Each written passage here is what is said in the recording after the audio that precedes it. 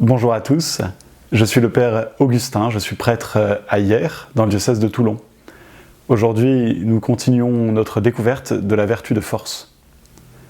Avec le Père Lionel et le Père Ludovic Marie, nous avons vu ce qu'était la vertu de force.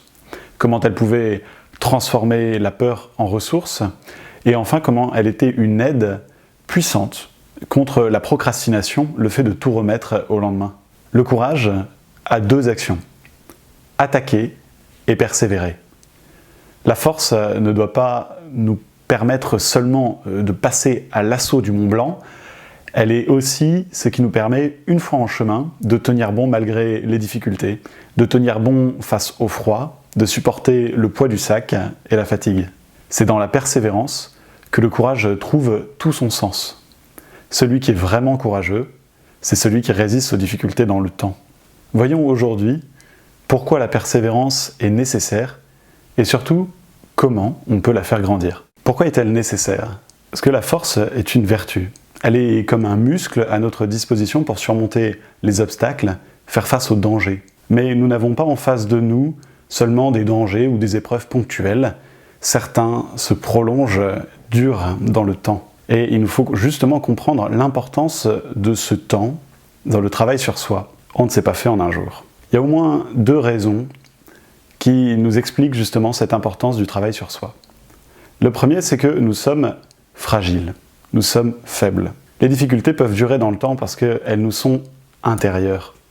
Nos actes, notre histoire nous façonnent. Et nous sommes parfois marqués par de mauvais plis, en raison de blessures, mais aussi parfois de notre propre péché. À cause de cela, on peut se tromper d'objectif. On peut prendre un bien immédiat comme si c'était le bien véritable. Par exemple, j'ai décidé de réviser mes examens. Ça, c'est un bien véritable, un bien durable. Mais en rentrant chez moi, j'ouvre mon ordi et je passe 3 heures sur Facebook. C'est plutôt un bien passager, ça. Le découragement peut aussi venir quand je crois être prisonnier, quand je crois ne rien pouvoir faire contre ces mauvais plis. Seulement, voilà, ces mauvais plis ne sont que des tendances. Et entre le fait d'avoir envie d'aller sur Facebook et le fait d'ouvrir mon ordinateur, au lieu de travailler, eh bien se trouve un petit espace de liberté. Et là, je suis encore libre. Et notre liberté ne peut jamais être tout à fait réduite à néant par les obstacles intérieurs. Quels que soient les conditionnements, on restera toujours libre au plus profond de nous-mêmes. Alors évidemment, cette liberté peut être sérieusement atteinte, sérieusement blessée, mais jamais détruite. L'autre chose, non seulement les obstacles nous sont intérieurs, mais aussi l'importance du temps se marque parce que rien de grand ne se fait facilement. Nos actes s'inscrivent dans le temps pour que nous apprenions ainsi la patience. On a besoin du temps pour apprendre. On a besoin que l'on nous rappelle souvent les mêmes choses pour qu'elles s'imprègnent en fait. Usain Bolt, par exemple, l'homme le plus rapide du monde, s'est préparé pendant des années, il s'est entraîné pendant des années avant de battre le record du 100 mètres. Non seulement il a fallu qu'il devienne un adulte, mais même une fois atteint la maturité, il a dû s'entraîner, perfectionner son geste, encore et encore, jusqu'à atteindre ce niveau. Toute proportion gardée, pour nous-mêmes, pour accomplir de grandes choses, il faut du temps, et elles auront d'autant plus de valeur, de prix à nos yeux, que nous y avons passé du temps.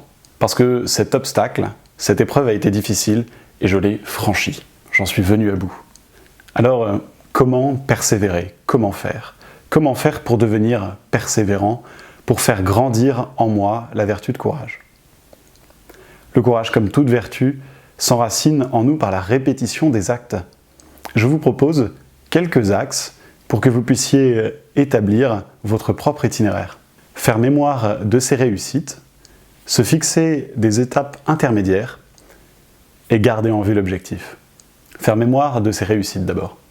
Pour apprendre à persévérer, il est bon de faire un exercice en fait de gratitude pour nous rappeler nos réussites passées. Nous sommes capables de réussir. Et ça change tout de se rappeler qu'on est capable de réussir. Ça peut être par exemple une bonne chose d'avoir un cahier sur lequel on note les succès. Ça peut être les grandes choses, mais même les petites choses apparemment banales. Notez vos réussites sur un cahier. Et c'est pas pour se reposer dessus. Ce cahier, cet exercice de mémoire, c'est comme une échelle pour marcher, pour avancer et s'élever un cran plus haut. Et sur une échelle, on ne fait pas la sieste. Deuxième petite idée pour progresser, se fixer des étapes intermédiaires. Si je me fixe comme objectif d'atteindre le sommet du Mont Blanc, je ne vais pas partir demain matin, il faut que je me fixe des étapes, des objectifs, par exemple, un parmi tant d'autres, me remettre au sport. Pour me remettre au sport, il faut que je dois aménager un créneau dédié.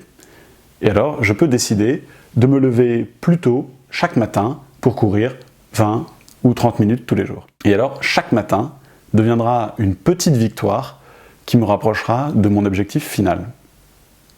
Et c'est cela, ça nous invite à voir le troisième point, garder les yeux sur cet objectif final. C'est l'objectif qui donne du sens à mon effort.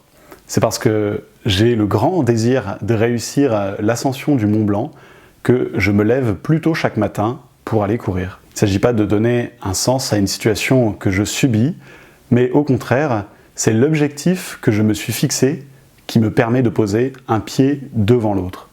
Parce que je sais où je vais. Mon but est donc le terme de mon action. C'est aussi le moteur de mon action. Et en fait, ça nous amène à un quatrième point. Eh bien, c'est d'avoir le meilleur but ultime en vue. Regarder Dieu. Une vie véritablement vertueuse, profondément vertueuse, s'oriente vers ce qu'il y a de meilleur. Et il n'y a rien de meilleur que Dieu. C'est lui, en fait, le but ultime de toute notre vie.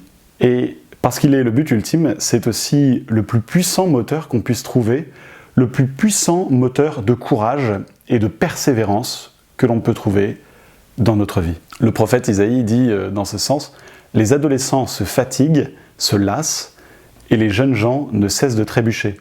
Mais ceux qui mettent leur espérance dans le Seigneur trouvent des forces nouvelles. Ils déploient comme des ailes d'aigle, ils courent sans se lasser, ils marchent sans se fatiguer. » Et oui, sans le Seigneur, on ne peut pas tenir en toutes circonstances, parce qu'on n'est pas tout puissant. Au contraire, si je place mon espoir dans le Seigneur, si j'en fais le but ultime de ma vie, si tous mes actes servent de près ou de loin, mais ce projet de vivre avec lui, de vivre avec Dieu, alors je suis sûr de tenir bon dans les épreuves. Nous arrivons au terme de notre vidéo. Alors, si vous le voulez, je vous propose de prier un instant. Nous pouvons fermer les yeux et respirer profondément pour nous mettre en présence de Dieu. Jésus, viens m'aider à devenir toujours plus moi-même, à avoir toujours plus de courage pour tenir bon dans les épreuves et pour avoir la persévérance malgré les difficultés. Apprends-moi la patience, donne-moi de placer ma confiance en toi.